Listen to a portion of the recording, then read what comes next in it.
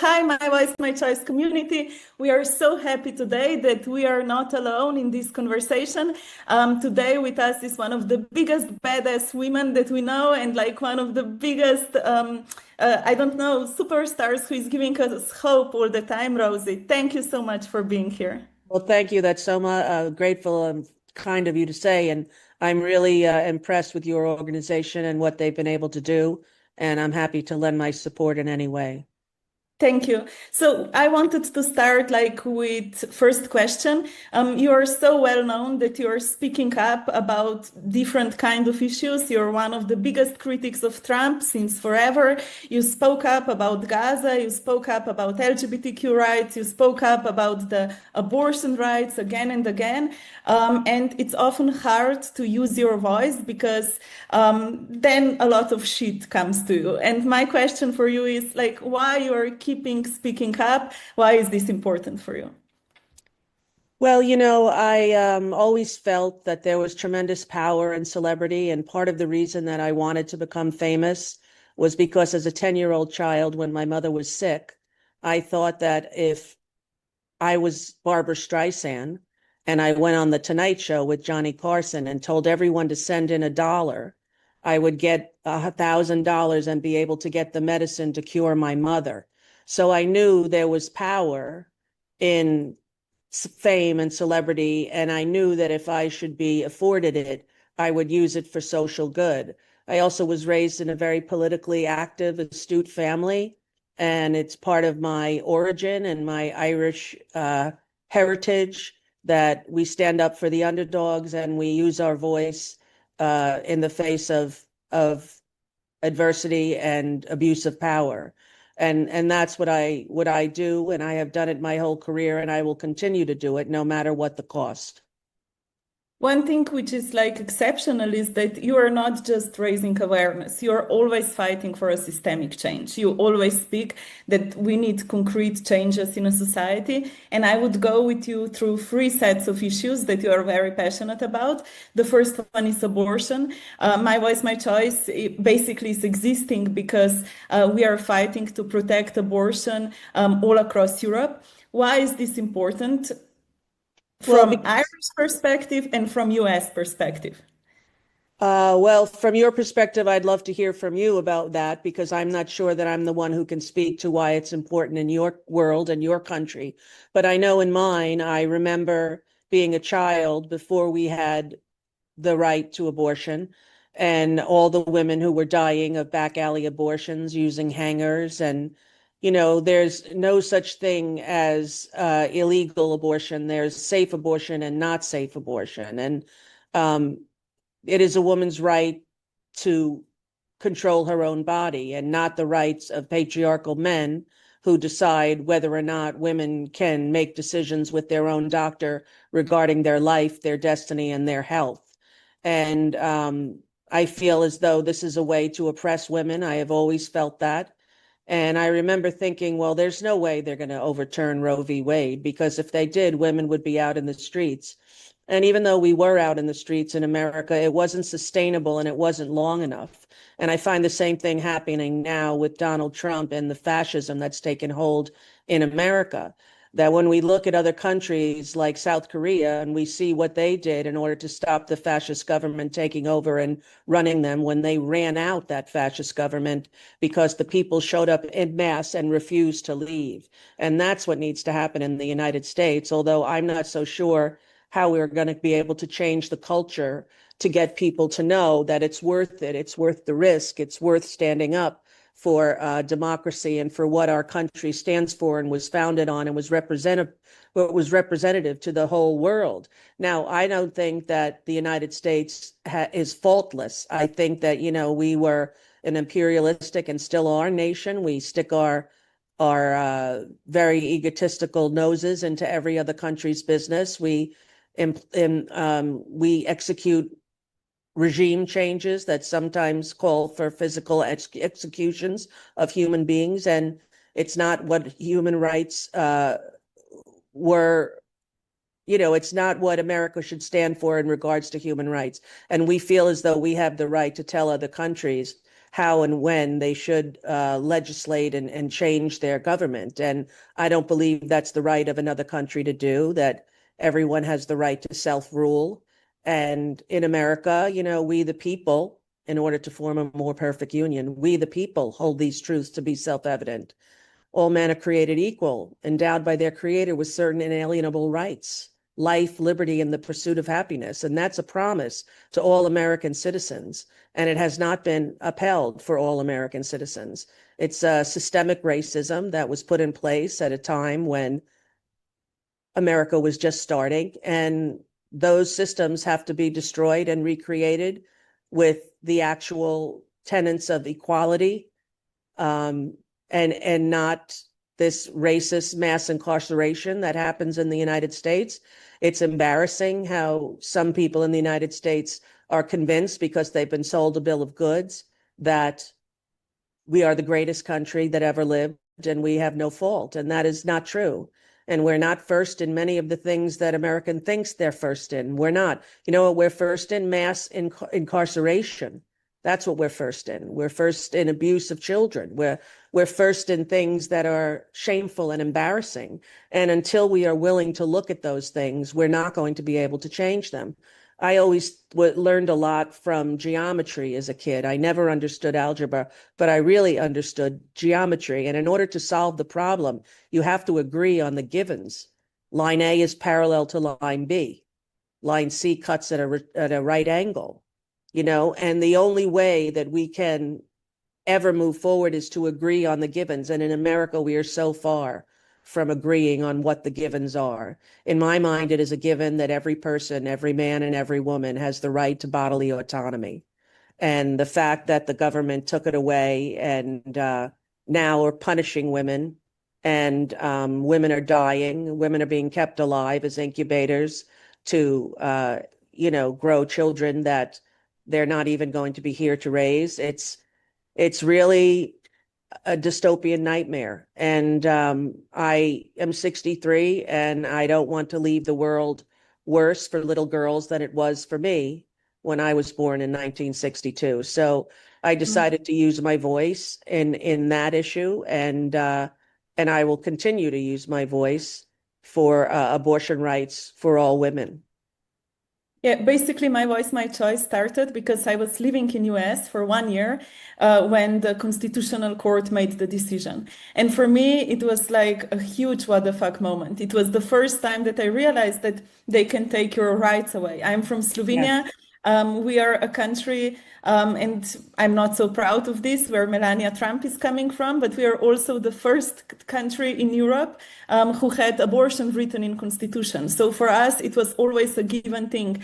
And when I was in US, like we became obsessed with the idea how to make sure that Europe doesn't become US. And what we noticed with the movement that we are creating is that there is on one hand such a big shit show, as you said, like what is the USA doing in so many fields. I think that Trump is writing the new authoritarian playbook. What he is doing is like absolutely inappropriate. But also, on the other hand, there is such a big push of solidarity between people all around the globe. And maybe before we go back to criticizing the system and people, what gives you hope? What is one thing which gives you hope, and why keep going? This is something that we are asked a lot, especially when politicians make decisions which we don't agree with. What gives me hope are the young people. What gives me hope are the young men and women coming out strong, and they have been fed so many lies, and they have been robbed of their rights as young people in our country, and they're fighting back. And when I hear that and see that, I know that we have to stand in unison with them and hold their hands and link arms and refuse to be moved. And so I get tremendous hope from the younger generation. And I know, as the mother of 5 children, 3 girls and 2 boys, that I want my children to have the same rights, that if men can have bodily autonomy, so can women. And even though the ERA has never been ratified, and we've been fighting for that for so long, we live in a very patriarchal, white, male-dominated society. And that's not what the country is made of now. And I feel hopeful when I hear young people saying, I call bullshit on this. And it started with all the school shootings and these young kids saying, I refuse, and walking out of their schools and demanding safe gun-free zones. And even though the NRA is a very strong lobby and the Second Amendment gives people the feeling that they are right no matter what, although what the founding fathers meant was not that everyone could have a gun. It was meaning to make up an army to take over should they invade us again. So with their muskets, not with their semi-automatic rifles. And 1999 was the first sort of break that I had with my psyche and my sanity, was because of Columbine, that I could not believe. I was the mother of young children, and here in a school in America, children were shooting and killing each other. And it was the beginning of an epidemic, and that epidemic continues to grow. It's shameful, it's embarrassing, and now it hardly even makes the news. So another one of my big causes is gun control, and that got me in a lot of trouble with the NRA. But I knew that that was a scary group to stand up against because they all had guns. But I also knew that if there are no voices in the darkness, how will anyone ever hear what's the truth in the light, you know? Yeah, that's so, so true. And sometimes speaking the truth is hard, but also I know that I think that maybe we are saying that when someone pisses us off, we just speak because it's the right thing to do. And you did this when Trump started to threaten you again that he will take away your US citizenship. What was your response? What is your message to Donald Trump? I wrote a response in 5 minutes and then I sent it off and didn't think much about it anymore because he's been doing this to me for 20 years, whether it's ridiculing my appearance and calling me names like he does to everyone, like a mentally incapacitated child. And I believe he's in the throes of dementia. I believe he has some serious mental illness that has gone untreated. And I believe we are in danger. We, the United States, and we as humans on the planet. So the sooner that we are able to get him out and to have him be held accountable for the first time in his life for all of the myriad of crimes that he's committed and been responsible for.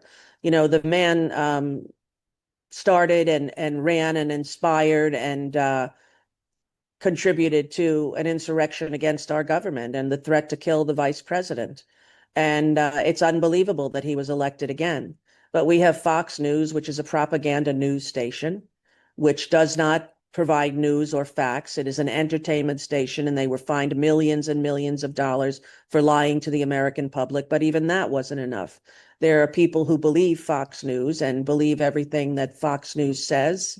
And I believe it was the reason that Trump went crazy. I was thinking, what is it that I could have said that triggered him so much? And it wasn't until I read a post from someone else that said the night before, Fox News had run one of my TikToks where I talked about the flooding in Texas and how this was going to be common from now on in our country because of all the cuts made by the president and Elon Musk, illegally, in my opinion, to the Weather Service in this case, and to our ability to protect innocent, vulnerable American citizens. He has gutted all the safety nets, and now we're waiting for all of the chaos and insanity that will surely ensue as a result when he strips millions and millions of Americans from their health care, and when he takes away SNAP money, when he takes away really the only thing that's keeping some people alive. And it's a tragedy. It's hard for me to really even believe it's happening, but we have to face the fact that it's happening, and we have to face the fact that unless we stand up to him and we call him out for what he is, which is a liar. The man is a congenital pathological liar, and he has been for his entire life. I think he has some deep-seated mental illness, and he's not able to discern reality from his fantasy of who he is. He puts out pictures of himself dressed as Superman, you know, with 55, 60, 70 pounds off of him and 30 years and a hair flowing and golden and muscles. And it's like he is a child in his mind. And what he said about me was childish and ridiculous, that I'm a threat to humanity. Here, when there are so many crises in the world, that he would take time to say that he was going to do something that is against the Constitution, although the Supreme Court has given him unbridled power. And he probably feels that he could do that if he wanted to. Yet it says very clearly in the Constitution that the only way to take away an American citizen's citizenship is for them to renounce it themselves. And that is something I will never do. Although I am looking forward to getting my Irish citizenship as well as keeping my American citizenship. So I too can be a dual citizen of two countries, as my family originates from Ireland and my grandparents were from here. I have birthright citizen in this country, citizenship, and that's why I came here. And I came here because I had read Project 2025, and I could not believe what I was reading. And sadly, the large majority of Americans did not read it, and if they did not believe it. And although he said that he had nothing to do with it and he didn't know anything about it, he's proceeded to follow it tooth and nail, and that's why we're in this horrible position that we're in now. Yeah. And he's also a role model for so many authoritarian leaders who try to be like him and will copy and paste what Right. he's And his heroes are authoritarian leaders who do horrible things to their people, including Putin, and most ardently Putin. I think Putin must have something very big on him, probably having to do with his sexual appetite and his connection to deviants like uh, now I'm blanking on his name because Epstein. I yes, thank you. Epstein, Jeffrey Epstein, and his 15-year friendship with him, and all of the comments that he's made, and every photo he had with a series of sexual abusers.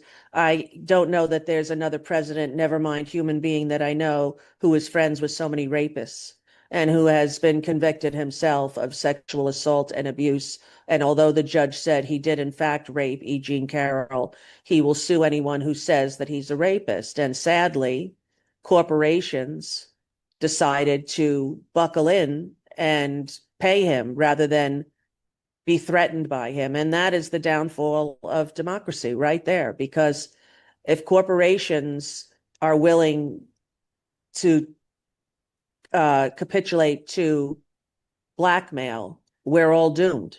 Yeah. In Little Italy, when there was a great mafia presence, if they came into your deli or your restaurant and asked for money, even if it was $100 a week, and you paid it, then you might as well just kiss the restaurant goodbye because they owned you. And so when CBS and ABC settled with the President of the United States, he owned them as well. Yeah. And, that's why they've been firing renowned journalists who've been at it for 20 or 30 years because they're afraid of Donald Trump. And, to be afraid of a man who is so stupid is illogical to me.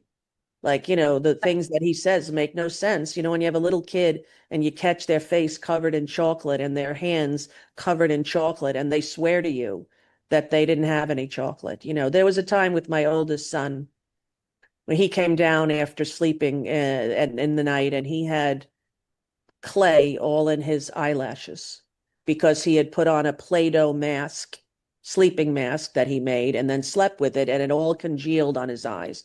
So I said, I want you to go into the shower and I want you to use shampoo. And when you come out, I'm going to use baby oil and get this out of your eyelashes. And when he came out of the bathroom, he had no eyelashes left. And I said, what did you do? And he said, I didn't do anything. I said, you walked in with eyelashes and you're walking out without eyelashes. And there's a scissor in the bathroom. And you mean to tell me that you didn't do it? Who else was in the bathroom with you? And that's the kind of logic that he's doing, where there are no Epstein tapes. It's been a Democratic hoax and conspiracy. It is ridiculous, absurd, childish logic. And that's the president of the United States. Yeah. And basically, he is deciding for all of us, also in other countries. I have one last question for you, which is Gaza. So we are all super vocal about it. We have a feeling that we just demand things from politicians. And my first part of the question is like, what do you think we can do more? How to push on this? What to do that this terrible genocide is over? And the second part of question is Francesca Albanese, the person who is reporting for UN about Palestine, was also persona non grata cult for US because of the work she's doing. There is a nomination for her and for the doctors of Gaza for a Nobel Peace Prize. Why is it important that we are supporting such voices? And why we need to make sure that they are seen and that they know that they are supported? Well, I wish I could tell you that I had the answer to how to solve it, but it feels as though the world has turned a blind eye, and all of these major forces like Great Britain and the United States have funded this genocide. And no matter how much you want to blame Israel only, you cannot. You have to cut that pie clearly in thirds, if not more, for all of the nations that have allowed it to happen. And the fact that we couldn't get the world together en masse to go and save these people. They're being exterminated as badly as possible by a group, a nation that was founded, just like America was, on the genocide of Palestinians. And America was founded on the genocide of Native Americans. And even though I would read books when I was a child, and I wrote a report in seventh grade about how the United States Army gave blankets with smallpox to Indians in order to kill them. My teacher gave me a failing grade and said that it was a lie. And I'm like, well, it's not a lie. And I don't understand how people can look away from what they see with their own eyes. I don't understand it. I never did as a child, and I never do as an adult. So it was quite obviously a genocide, and I stated that from the beginning, and it caused tremendous stress in my life and world in Los Angeles, including with very close friends. I have, most of my majority of my friends are Jewish. I grew up in New York, where there is a large Jewish population. In fact, I never even met a Protestant kid until I went to college. You were either Jewish or you were Catholic. And those were the only two groups of people that I was really familiar with in the United States. So my world has been enhanced, and I have been buoyed personally by Jewish people in their loving hearts and their loving ways, people who are appalled by what their nation is doing in the same way that Americans are appalled what Trump is doing and what our nation is doing to immigrants and to the right of counsel and to the right of due process by being arrested in the streets by insurrectionists getting paid more money than teachers do, to taser people in parking lots in Walmart, to rip children and parents away from each other, to send people to torture chambers in El Salvador. It is unrecognizable for this country that this is happening. And even though the news media in the United States has failed significantly to tell the truth, because again, they're corporately owned. Do you think ABC or CBS, who capitulated to his demands, are ever going to be strong enough to stand against him? Now, luckily, 60 Minutes is still doing that, but how long will they allow them to do that before they take that off the air as well? So, to me, Gaza was a clear case of genocide, purposeful and pointed. And I remember that horrible day of October 7th. And that was a tragic day for the world and for everyone. And all the news media was saying, unprovoked attack. And I thought, people don't read history books. People don't understand the origin of what started all of this all those years ago. And I don't claim to be a scholar.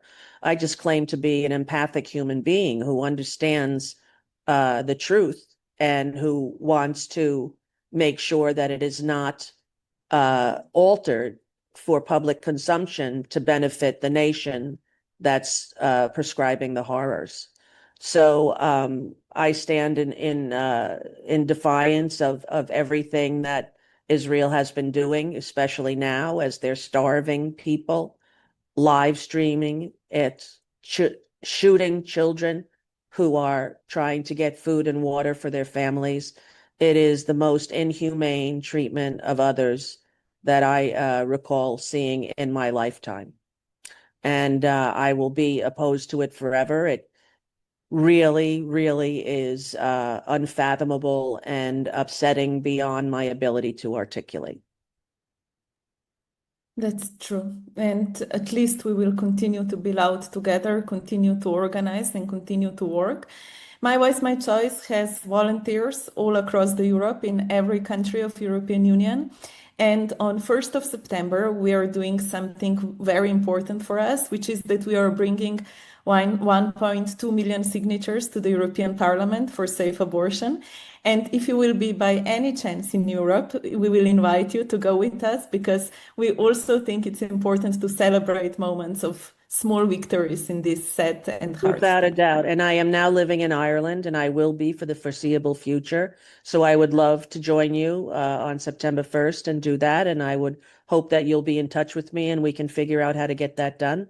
And Yes. that's of vital importance, I think, to the world, to the health of women and families in general, and self-determination and bodily autonomy. And my body is mine to decide what to do with, not yours, male, white, privileged men. And Yes. women have to rally behind each other, support and believe each other, and really identify the patriarchal systemic oppression of women that has been around since the founding of our nation. Yeah. Sign everything. And so the plan is that we see each other in Brussels. Yes, We will keep you posted. Thank you for being here. Thank you for all the hope you're bringing. And that's all for this conversation. Bye to all the people who are watching it. thank you. Um, Thank and you. now, You're very yeah. inspiring and your group is very inspiring. And I love your videos. And whenever you want me to collaborate with one of them, please send me the request and I will do it. Yeah, thank you so much. And Thank now you. the official part, like we really hope that you go with us, like to Brussels, if you will have time. It will be women from all across the Europe, a crazy group of women, some singers, some TV hosts, some activists, and we want to do this because it's very important, and it was very hard to get the signatures. So Well, we will. I would love to join you. I really would. And Yeah. let's hope that we can work that out.